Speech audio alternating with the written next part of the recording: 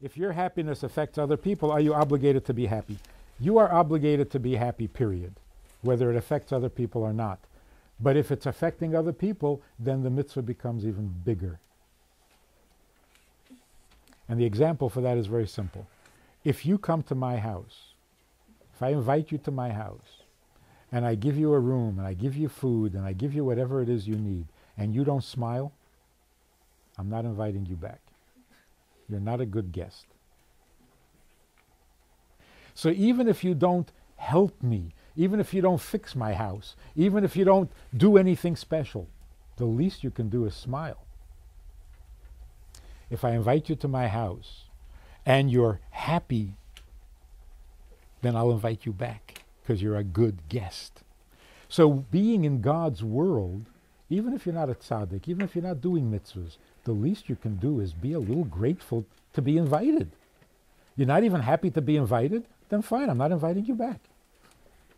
So being besimcha is more than a mitzvah. In order to be happy, you have to know what you're happy about.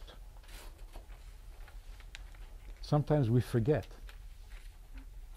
or we're so upset that we stop thinking about the things that we are happy about, like the fact that we're alive. So if we just stop and think, I may have problems, but I'm alive. I may not have everything I want, but I have many things. I didn't deserve to be born, and yet I was born for free. How can you deserve to be born You can't. before you're born? Right. So it's always for free. Right? So when a person realizes, wait a minute, I'm a guest. Somebody is giving me hospitality in a world that I didn't create or deserve. That is a reason to be happy. But if a person says, well, I didn't ask to be invited, and I don't want to be invited, and I'm not happy about being alive. Oh, really? It's not true. Every person wants to live desperately. In fact, we want to live so much that we can't stand when life is not perfect. What does that show? We really want to live. So there's a story about a couple who were very happily married for many, many, many years. She was the ugliest thing in the world, and her husband didn't care because he was blind. And he was the most vicious, critical, complaining. She didn't care because she was deaf. So they lived happily together. One day a doctor came to town who could cure everything. So they went to him, and he cured them. He made him see, and he made her hear.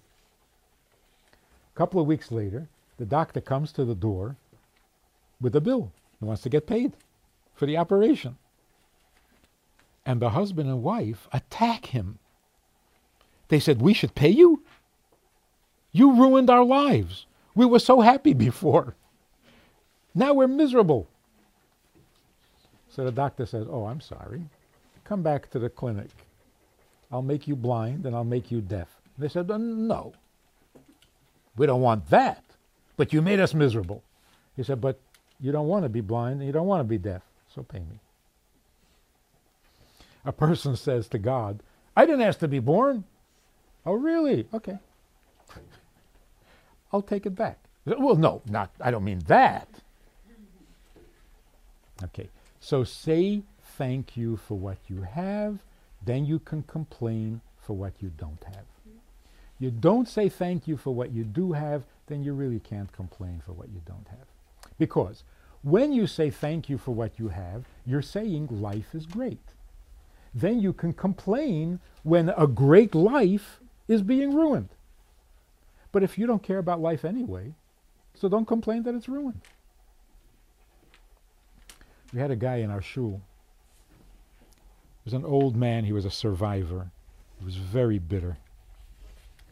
Every Shabbos he came to shul. Did not daven, ever, because he didn't believe in God. He came to shul in the biggest snow, in the most cold days of winter. He came every Shabbos to shul to tell us that he doesn't believe in God. That was the whole purpose of coming to shul.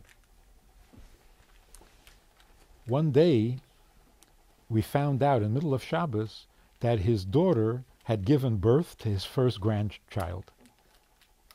So we all ran over to him, Mazel Tov, a grandchild. He wasn't, none of that.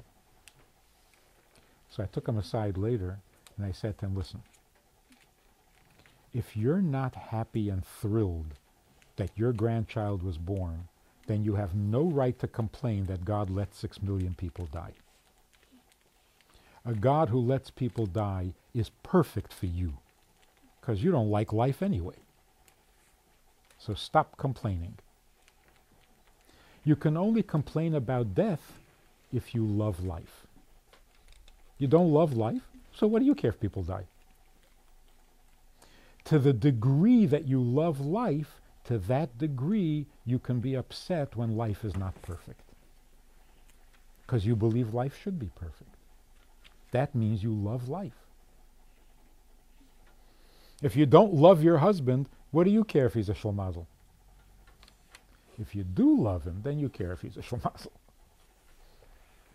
But a person can't say, I don't love my husband and I hate that he's a shlemazel. If you don't love him, what do you care if he's a shlemazel? We have to be very, very happy that we happen to have some very comfortable, good lives. And then we can be really angry and upset that there's so much suffering going on. But if you don't have the happiness, you can't have the complaint. If you don't want life, then you can't ask for a better one. Make sense?